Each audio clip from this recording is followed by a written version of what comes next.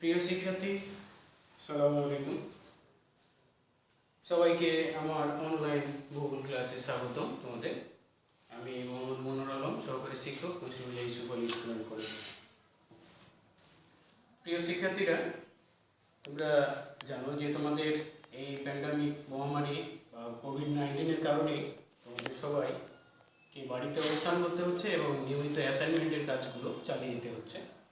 এই অ্যাসাইনমেন্টের আলোকেই তোমাদের ক্লাসগুলো অনলাইনে দেখতে পেলে তোমাদের অ্যাসাইনমেন্টের কাজটা অনেকটা সুবিধা হবে বলে মনে করি আমি। তাই অবশ্যই তোমরা যেখানে যে অবস্থায় থাকো না কেন, আমার ক্লাসটা তোমরা অবশ্যই কি মনোযোগ সহকারে দেখবে। তো প্রিয় শিক্ষার্থীরা, আজকে আমি তোমাদের একটা গুরুত্বপূর্ণ অধ্যায় এবং গুরুত্বপূর্ণ প্রশ্ন নিয়ে আলোচনা করব, যে প্রশ্নটা তোমাদের প্রায় সকলেরই জানতেই হবে। অ্যাকচুয়ালি ভূগোলের ছাত্র হিসাবে তোমাদের এই প্রশ্নের উত্তরটা সম্পর্কে অবশ্যই সবার ধারণা থাকা উচিত।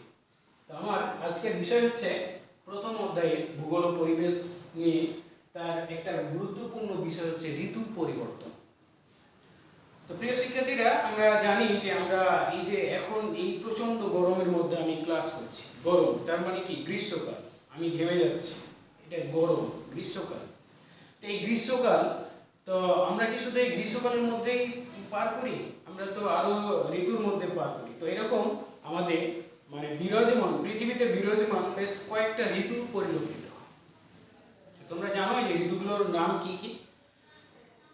আমরা জানি শীত, গ্রীষ্ম, কি বর্ষা, এগুলো বাংলাদেশে পরিলক্ষিত হয়। শীত, গ্রীষ্ম, বর্ষা মেনলি এটা পরিলক্ষিত হয়, তিনটা ঋতু। এছাড়াও আমরা সারা বিশ্বে মোটামুটি এই তাপমাত্রাগত দিক থেকে আরো দুইটা ঋতু আমরা পরিলক্ষিত করি, এটা শরৎ এবং একটা বসন্তকাল। তাহলে প্রিয় শিক্ষার্থীরা, আমরা কয়টা ঋতু পেলাম? একটা হচ্ছে শীত, একটা হচ্ছে গ্রীষ্ম, একটা হচ্ছে কি পেলাম? গ্রীষ্মকাল। নেক্সট কি পেলাম? শীত। নেক্সট শরৎকাল। নেক্সট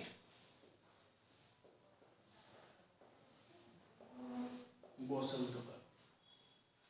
তাহলে প্রিয় শিক্ষার্থীরা, আমরা কয়টা কাল পেলাম? এই তাপমাত্রাগত বা এই আবহাওয়াগত কারণে আমরা মূলত এই চারটা ঋতু পাই: গ্রীষ্মকাল, শীতকাল, শরৎকাল এবং বসন্তকাল। পৃথিবী জুড়ে এই চারটা ঋতু পরিলক্ষিত হয়। তো বর্তমানে আমাদের এই গ্রীষ্মকাল বিরাজ করছে। আমাদের এটা মাস কি? আগস্ট, শোকের মাস, আগস্ট মাস। অ্যাকচুয়ালি মূলত আমরা এটা গ্রীষ্মকাল, তাহলে আগস্ট মাস মানে হচ্ছে কি? গ্রীষ্মকালের সময় কিন্তু এখনো চলছে আমাদের, এটা বিরাজমান বর্তমান বাংলাদেশে। অন্যান্য কান্ট্রিতে, বিশ্বের অন্যান্য কান্ট্রিতে কোথাও শীতকাল, কোথাও বর্ষা, এগুলো পরিলক্ষিত হয়। মানে সারা দেশে, সারা বিশ্বে এই ঋতুগুলোর মধ্যে কোনোটা না কোনো বিরাজমান হচ্ছেই। যেমন আমাদের বর্তমানে আমাদের এই এশিয়ার বাংলাদেশে গ্রীষ্মকাল বিরাজ করছে। তো প্রিয় শিক্ষার্থীরা, আমরা এই যে ঋতু পরিবর্তন প্রক্রিয়ার মধ্যে আমরা চারটা ঋতু জানলাম। এই চারটা ঋতু যে জানলাম, তো ঋতু পরিবর্তনের কিন্তু কারণ আছে, বেশ কয়েকটা কারণ রয়েছে। তো একটা হচ্ছে বার্ষিক গতি, তার মধ্যে একটা প্রমাণ হচ্ছে কি, কারণ হচ্ছে কি? বার্ষিক গতি। কারণ এই বার্ষিক গতির কারণে পৃথিবী মুভমেন্ট, মানে এক জায়গা থেকে যে তার অন্য জায়গায় পরিবর্তিত হয়, তার ঘুরতে ঘুরতে যে সূর্যের চারিদিকে পরিক্রমণ করে, এই পরিক্রমণকালে তোমাদের বোর্ডে একটা ছবি দিয়েছি আমি, যার মধ্যে কেন্দ্র হচ্ছে কি? এটা সূর্য, যার কেন্দ্র হচ্ছে সূর্য। আর এগুলো কিন্তু প্রত্যেকটাই পৃথিবী, এগুলো হচ্ছে পৃথিবী। এই পৃথিবীর অবস্থানগত কারণে এটা সূর্য, এগুলো পৃথিবী। পৃথিবী তার মুভমেন্ট করছে এই দিক থেকে এই দিক, অর্থাৎ পশ্চিম থেকে পূর্ব দিকে যে পৃথিবী আবর্তন করছে, এই আবর্তনকালে পৃথিবী এক একটা সময়ে এক এক তারিখে এক এক জায়গায় অবস্থান করছে, সূর্য থেকে কোথাও দূরে, কোথাও কাছে। এই কারণে এগুলো মানে দিন রাত্রি কোথাও সমান হয়েছে, কোথাও দীর্ঘতম রাত হয়েছে, কোথাও দীর্ঘতম দিন হয়েছে। এই ছবিটা হচ্ছে তার বাস্তব প্রমাণ। তাহলে আমরা এই ঋতু পরিবর্তন প্রক্রিয়ায় আমরা বোর্ডে যে ছবিটা দেখছি এই ছবিটা যদি বর্ণনা করতে পারি তাহলে দেখা যাবে যে আমাদের ঋতু পরিবর্তন সম্পর্কে ধারণাটা আমাদের পরিষ্কার হয়ে উঠেছে। আশা করি তোমরা সবাই বুঝতে পারছো। তাহলে এই চারটা ঋতুর মধ্যে এখন বর্তমানে গ্রীষ্মকাল বিরাজ করছে আমাদের দেশে। তাহলে গ্রীষ্মকালটা কোথায়? যেহেতু আগস্ট মাস চলছে, এবার আমাদের আসা যাক এই ঋতু পরিবর্তন প্রক্রিয়ার সংক্ষিপ্ত আলোচনা করছি, যেহেতু সংক্ষিপ্তভাবে আমাদের এটা মানে বোঝার চেষ্টা করবো তোমাদের। 21শে মার্চের পর পৃথিবী দেখো পরিবর্তন হচ্ছে। 21শে মার্চ থেকে পৃথিবী মুভমেন্ট শুরু হচ্ছে, যখন এই দিকে শুরু পশ্চিম থেকে পূর্ব দিকে আবর্তন হচ্ছে। তাহলে 21শে মার্চ থেকে সূর্য এই পৃথিবীটা ঘুরতে ঘুরতে ঘুরতে এই আসছে কোথায়? 21শে জুন তারিখের দিকে আসছে। 21শে মার্চ থেকে সূর্যের মুভমেন্ট, পৃথিবীর মুভমেন্টটা কোথায় আসছে? 21শে জুনের কাছাকাছি আসছে। 21শে জুনে যখন পৃথিবী আসে তখন এই উত্তর অংশটা, পৃথিবীর এই উত্তর ভাগের অংশটা সূর্যের কাছাকাছি চলে আসে। অর্থাৎ 21শে জুন সূর্য কর্কট ক্রান্তি রেখার উপর অবস্থান করায় উত্তর গোলার্ধে সূর্য কিরণটা লম্বভাবে কিরণ দিচ্ছে। এই কারণে উত্তর অংশ পৃথিবীর কি সবচেয়ে গরম এলাকায় অর্থাৎ উত্তপ্ত হয়ে উঠছে, এবং এই কারণে উত্তর অংশে কি গ্রীষ্মকাল বিরাজ করছে। অর্থাৎ এখানে দিন বড় এবং রাত ছোট। দিনে তাপমাত্রা অত্যাধিক, এই অত্যাধিক তাপমাত্রা ভূপৃষ্ঠে উত্তপ্ত হচ্ছে, কিন্তু রাত ছোট কারণে তাপমাত্রাটা কি মানে বিকিরণ করে শেষ করতে পারছে না, তাপটা বিকিরিত করে শেষ হতে পারছে না। এই কারণে তাপটা ধরে থেকে যাচ্ছে, আবার সকাল হয়ে যাচ্ছে, সূর্য উঠছে, আবার গরম হতেই থাকছে। এই কারণে গ্রীষ্মকালে গরম চলতে আছে। এরকম 21শে জুন তারিখের ঠিক 1.5 মাস আগে থেকে শুরু হচ্ছে গ্রীষ্মকাল, এবং 21শে জুনের ঠিক 1.5 মাস পর পর্যন্ত চলছে গ্রীষ্মকাল। তার মানে এইদিকে 1.5 মাস, এইদিকে 1.5 মাস, প্রায় 3 মাস পর্যন্ত সূর্য উত্তর গোলার্ধে অবস্থান করার কারণে উত্তর অংশে কি গ্রীষ্মকাল, এবং দিন এখানে বড় এবং রাত ছোট বিরাজ করছে। পক্ষান্তরে দক্ষিণ গোলার্ধে কি অবস্থান করছে? দক্ষিণ গোলার্ধে বিপরীত অবস্থা, অর্থাৎ সেখানে কি রাত বড় দিন ছোট। আমরা দেখো উত্তর গোলার্ধে দীর্ঘতম দিন ক্ষুদ্রতম রাত, এবং উত্তর গোলার্ধে সূর্য কর্কট ক্রান্তির উপর কিরণ দিচ্ছে বলে দীর্ঘতম দিন ক্ষুদ্রতম রাত। তার মানে এই অংশে কি বিরাজ করছে? এখানে গ্রীষ্ম, এখানে গ্রীষ্ম, আর দীর্ঘতম রাত ক্ষুদ্রতম দিন, তার মানে এখানে কি শীত। তো প্রিয় শিক্ষার্থীরা, আশা করি বুঝতে পারছো যে দীর্ঘতম দিন এবং ক্ষুদ্রতম রাত যেখানে, সেটা হচ্ছে গ্রীষ্মকাল বিরাজ করছে। এটা কোথায়? উত্তর গোলার্ধে। দক্ষিণ গোলার্ধে বিপরীত অবস্থা, দীর্ঘতম রাত ক্ষুদ্রতম দিন, তার মানে এখানে শীতকাল। কেন হচ্ছে আমি সেটা বুঝিয়ে দিলাম, যে দিনের আলো দীর্ঘক্ষণ পড়ায় রাত যখন ছোট হয় তখন তাপ বিকিরণ করতে গিয়ে দেখা যাচ্ছে যে তাপ বিকিরণ করে শেষ হচ্ছে না, আবার সকাল হয়ে যাচ্ছে। এই কারণে তাপটা ধরেই থেকে যাচ্ছে, এই কারণে গরম শেষ হচ্ছে না, এই কারণে এখানে গ্রীষ্মকাল। আবার দক্ষিণ গোলার্ধে কি অবস্থা হচ্ছে? রাত বড় হওয়ার কারণে কি দিনে যেটুকু উত্তপ্ত হচ্ছে ভূপৃষ্ঠ, সারা রাত্রে তাপ বিকিরণ করে ঠান্ডা হয়ে যাচ্ছে। কথা বুঝে যাচ্ছে? তাহলে রাত বড় হওয়ার কারণে শীতল হওয়ার সুযোগ পাচ্ছে, এই কারণে এখানে ঠান্ডা বিরাজ করে। তাহলে এই হচ্ছে 21শে জুন তারিখের অবস্থা। তাহলে আশা করি তোমরা এই তারিখের অবস্থানটা ক্লিয়ার বুঝতে পেরেছো। তাহলে আমরা এখানে কি পেলাম? উত্তর গোলার্ধে গ্রীষ্ম, আর দক্ষিণ গোলার্ধে কি পেলাম? শীতকাল। নেক্সট 21শে জুন তারিখ থেকে আবার যখন সূর্য যখন আবার পৃথিবীর মুভমেন্ট শুরু হলো, তখন দেখো আবার এখানে কি হলো? সূর্য দক্ষিণ মেরুর দিকে অবস্থান করতে লাগলো। তাহলে দক্ষিণ মেরুর দিকে যখন হেলতে থাকলো, তখন উত্তর গোলার্ধে আলো কম পাবে। দক্ষিণ গোলার্ধে যখন আলো যেতে লাগলো, তখন দক্ষিণ গোলার্ধে তাপ বেশি যেতে লাগলো, এবং উত্তর গোলার্ধে কি হতে লাগলো? উত্তর গোলার্ধ থেকে আস্তে আস্তে দূরে সরতে থাকলো, মানে কম তাপ পেল। দক্ষিণ গোলার্ধের অংশগুলো বেশি সূর্যগ্রহণ পায়। তাহলে 23শে সেপ্টেম্বর সূর্য নিরক্ষরেখার উপর, তাহলে এই 23শে সেপ্টেম্বর তারিখে যখন এই সূর্যের অবস্থান, পৃথিবীর অবস্থানটা যাবে, তখন এখান থেকে আলোটা সমান দুই ভাগে ভাগ হয়ে গিয়ে, অর্থাৎ উত্তর গোলার্ধ এবং দক্ষিণ গোলার্ধ অর্থাৎ নিরক্ষরেখার উপর দিয়ে লম্বভাবে কিরণ দেয়। এই কারণে এখানে সমানভাবে তাপমাত্রাটা বিরাজ করতে থাকে। দুই ভাগে, মানে উত্তর মেরু এবং দক্ষিণ মেরু উভয় অংশেই সমানভাবে তাপমাত্রা পেতে থাকে। এই কারণে এখানে দেখো যে এর মূল কারণ হচ্ছে কি, যেখানে নিরক্ষরেখার উপর, এটা হচ্ছে যে সূর্য কি কোথায়? কর্কট ক্রান্তি রেখার উপরে, আর এখানে হচ্ছে নিরক্ষরেখার উপর। তো নিরক্ষরেখার উপর যখন লম্বভাবে কিরণ দেয়, এই সময় পৃথিবীর দিন রাত্রি সমান, অর্থাৎ এই 23শে সেপ্টেম্বর তারিখে পৃথিবীর অবস্থানটা হচ্ছে কি এখানে দিন রাত্রি সমান। উভয় অংশের তাপমাত্রাটা সমানভাবে পরিলক্ষিত হয়।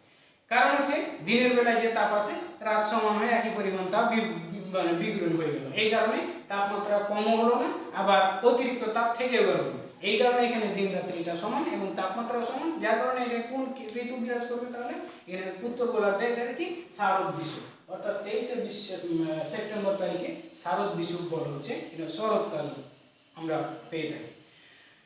এভাবেই আমাদের উত্তর গোলার্ধে এভাবে শরৎকাল, আর তাহলে দক্ষিণ গোলার্ধে বসন্তকাল বিরাজ করে। তাহলে উত্তর গোলার্ধে শরৎকাল আর দক্ষিণ গোলার্ধে বসন্তকাল। এটা পেলাম উত্তর গোলার্ধে শরৎকাল, আর দক্ষিণ গোলার্ধে আমরা পাবো কি বসন্তকাল। দক্ষিণ গোলার্ধে আমরা বসন্তকাল। তো এখানে এভাবে আমাদের এই 21শে জুনের পর থেকে 23শে সেপ্টেম্বর তারিখে উভয় অংশে সমান হওয়ার কারণে আমরা এখানে দিন রাত্রি সমান পেলাম এবং ঋতু পেলাম উত্তর গোলার্ধে শরৎ, দক্ষিণ গোলার্ধে বসন্ত। নেক্সট 23শে সেপ্টেম্বরের পরে আসছে আমাদের 22 ডিসেম্বর।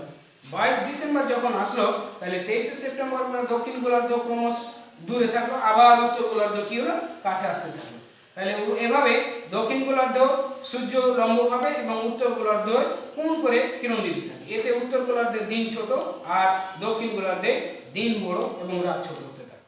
তাহলে এই জন্যই 22শে ডিসেম্বর সূর্য মকর ক্রান্তির উপর লম্বভাবে কিরণ দেয়। তাহলে 22 ডিসেম্বর এখানে 21শে জুন মানে কর্কট ক্রান্তি, আর এখানে মকর ক্রান্তির উপরে লম্বভাবে কিরণ দেওয়া মানে দিচ্ছে।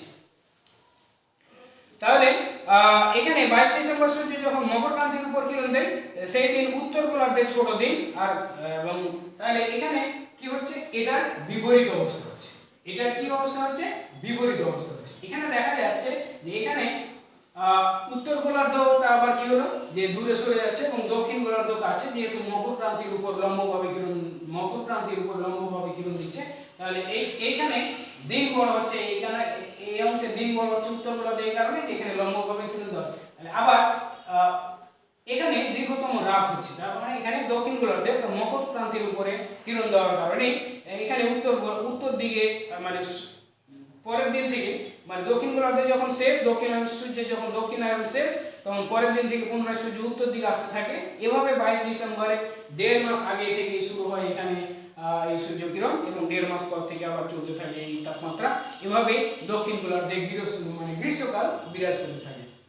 তাহলে 21শে জুনের ঠিক বিপরীত, 21শে জুন উত্তর গোলার্ধে আর 22শে ডিসেম্বর হচ্ছে দক্ষিণ গোলার্ধের অবস্থা হচ্ছে এরকম। তাহলে দক্ষিণ গোলার্ধের অবস্থানের হচ্ছে এখানে কি হবে দীর্ঘতম রাত, আর উত্তর গোলার্ধে হবে দীর্ঘতম রাত। 21শে জুন পেয়েছিলাম উত্তর গোলার্ধের দীর্ঘতম দিন, আর 22শে ডিসেম্বর পাবো উত্তর গোলার্ধের দীর্ঘতম রাত এবং ক্ষুদ্রতম দিন, আর দক্ষিণ গোলার্ধে পাবো কি দীর্ঘতম দিন ক্ষুদ্রতম রাত। তাহলে এই দীর্ঘতম দিন এবং ক্ষুদ্রতম রাতের বর্ণনা কিন্তু আমরা 21শে জুন তারিখে পেয়েছি। কেন হয়েছে এই 22 ডিসেম্বর তারিখে কেন পেলাম, এটাও কিন্তু আমরা বুঝে ফেললাম কেন দিন রাত বড় এবং এরপরে কোন ঋতু বিরাজ করে। তাহলে এখানে উত্তর গোলার্ধে আমরা কি পাবো শীত, এখানে আমরা পেলাম শীত, আর এখানে আমরা পেলাম গ্রীষ্ম। 21শে জুন পেয়েছিলাম এখানে গ্রীষ্ম, এখানে শীত, এখানে আমরা পেলাম উত্তর গোলার্ধে শীত, দক্ষিণ গোলার্ধে গ্রীষ্ম। কারণ সূর্য এখানে মকর ক্রান্তির উপরে আর এখানে কর্কট ক্রান্তির উপরে বিরাজ করছে। তাহলে এখানে উত্তর গোলার্ধের কাছে আসে আর এখানে দক্ষিণ গোলার্ধ কাছে আসছে। এখানে উত্তর গোলার্ধ কাছে আসছে এই কারণে উত্তর গোলার্ধে গ্রীষ্ম, এখানে দক্ষিণ গোলার্ধ কাছে আসছে এই কারণে এখানে উত্তর গোলার্ধ দেখো, এখানে উত্তর গোলার্ধ এবং দক্ষিণ গোলার্ধ, তাহলে উত্তর গোলার্ধে এখানে বিপরীত অবস্থা আর এখানে উত্তর গোলার্ধে গ্রীষ্ম হয়েছে, আর এখানে হচ্ছে দক্ষিণ গোলার্ধের অবস্থা একই আছে, এই কারণে দক্ষিণ গোলার্ধে এখানে হচ্ছে গ্রীষ্ম আর উত্তর গোলার্ধে হচ্ছে শীত। তাহলে প্রিয় শিক্ষার্থীরা আশা করি আমরা তিনটা অবস্থানে পেলাম এবং লাস্ট অবস্থান হচ্ছে 21শে মার্চ আমাদের। এটা হলো উত্তর গোলার্ধে শরৎকাল পেলাম। তাহলে এখানে কোন কাল বিরাজ করছে উত্তর গোলার্ধে, তাহলে এখানে শরৎকাল, আর এখানে উত্তর গোলার্ধে শীতকাল আর দক্ষিণ গোলার্ধে গ্রীষ্মকাল বিরাজ করছে। এবার নেক্সট আমাদের লাস্ট অবস্থান যখন 21শে মার্চ তারিখে আসলো, অর্থাৎ উত্তর গোলার্ধে এখানে হবে বসন্তকাল আর দক্ষিণ গোলার্ধে হবে শরৎকাল। তাহলে এবারে আসা যাক, পৃথিবী তার কক্ষপথে চলতে আসে 22 ডিসেম্বর থেকে 21শে মার্চ যখন আসলো, তখন সূর্য নিরক্ষরেখার উপরে লম্বভাবে কিরণ দিল। তখন কি হচ্ছে, আবার নিরক্ষরেখা, এই যে এখানে নিরক্ষরেখার উপরে লম্বভাবে কিরণ দিয়েছে, এখানে নিরক্ষরেখার উপরে আবারও নিরক্ষরেখার উপরে লম্বভাবে কিরণ দেওয়ার ফলে উভয় অংশে সমানভাবে তাপমাত্রা বিরাজ করে। এই অংশে পৃথিবীর দিন রাত্রি সমান, যেহেতু সমানভাবে তাপমাত্রা মানে বিকৃত হচ্ছে এখানে, সেহেতু এখানে দিন রাত্রি সমান। দিনের বেলায় সূর্য কিরণের কারণে ভূপৃষ্ঠে বায়ু স্তর গরম হয়, রাত্রিবেলায় আবার যে পরিমাণ গরম হয় রাত্রিবেলায় সেই পরিমাণ ঠান্ডা হয়ে যায়। এই সময় উত্তর গোলার্ধে বসন্তকাল আর দক্ষিণ গোলার্ধে শরৎকাল। তাহলে এই সময় কি হচ্ছে, উত্তর গোলার্ধে বসন্তকাল, তাহলে উত্তর গোলার্ধে আমাদের বসন্তকাল,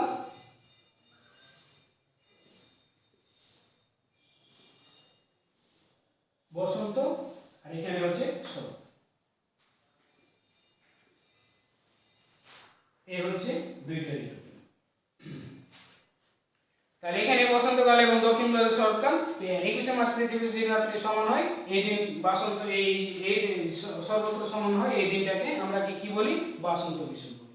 তাহলে প্রিয় শিক্ষার্থীরা, আশা করি তোমরা এই ঋতুচক্রটি চিত্রটি তোমরা সামান্য হলেও বা পরিষ্কার হলেও, সংক্ষিপ্ত সময় হলেও এটা পরিষ্কারভাবে তোমরা পরিষ্কার ধারণা পেয়েছো যে পৃথিবী এই সূর্যের চারিদিকে পরিক্রমণকালে 21শে মার্চ, 21শে জুন, 23শে সেপ্টেম্বর এবং 22শে ডিসেম্বর তারিখে অবস্থানগত কারণে সূর্যের তাপমাত্রা এবং এক এক দিন এক এক মেরু রেখার উপর বা কর্কটক্রান্তির উপর বা নিরক্ষরেখার উপরে যে কিরণ দেয়, এই কিরণ দেওয়ার উপরেই পৃথিবীর গোলার্ধগুলো, উত্তর গোলার্ধ এবং দক্ষিণ গোলার্ধ কোনোটা সময় কাছে আসে, কোনো সময় আবার দূরে যায়। এই কাছে আসে এবং দূরে সরার কারণেই এবং কোনো অংশ সমানভাবে তাপমাত্রা, অর্থাৎ 23শে সেপ্টেম্বর 23 তারিখে সমানভাবে অবস্থানগত কারণেই এই পৃথিবীতে 4টি ঋতু বিরাজ করছে। অর্থাৎ আমরা পেলাম কি, গ্রীষ্মকাল পেলাম, শীতকাল পেলাম, শরৎকাল পেলাম, বসন্তকাল পেলাম। বসন্ত শরৎ, এখানে শরৎ বসন্ত, এখানে পেলাম গ্রীষ্ম শীত, শীত গ্রীষ্ম। এই হলো আমাদের সময়। তো প্রিয় শিক্ষার্থীরা, পরবর্তী ক্লাসে আমরা আরও অন্যান্য বিষয় বা ভূগোলের অন্যান্য বিষয় নিয়ে তোমাদের সামনে উপস্থাপন করব। তো ততক্ষণ পর্যন্ত বা তোমরা সবাই বাড়িতে অবস্থান করো, নিরাপদে থাকো, ভালো থাকো। আসসালামু আলাইকুম।